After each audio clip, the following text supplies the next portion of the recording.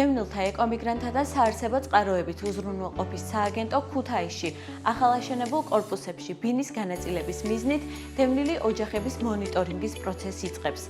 როგორც ცნობილია, ქუთაისში საქართველოს ოკუპირებული ტერიტორიებიდან დევნილი ოჯახების განსახლების მიზნით თანამედროვე სტანდარტების შესაბამისი საცხოვრებელი კორპუსების მშენებლობა დასასრულს უახლოვდება.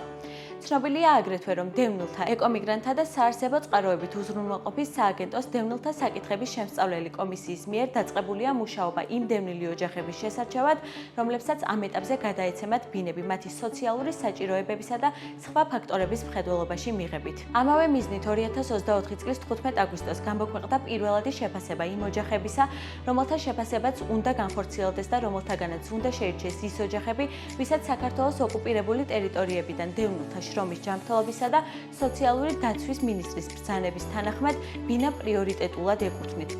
ამრიგად, დევნილთა საკითხების შემსწავლელი კომისიის გადაწყვეტილებით ერთოთახიანი ბინების განაწილების მიზნით მონიტორინგს დაექვემდებარებიან ის დევნილი ოჯახები, რომელთა განაცხადს მინიჭებული აქვს მინიმუმ 5.5 ქულა. ოროთახიანი ბინების განაწილების მიზნით მონიტორინგს დაექვემდებარებიან დევნილი ოჯახები, რომელთა განაცხადს მინიჭებული აქვს მინიმუმ 5.5 ქულა.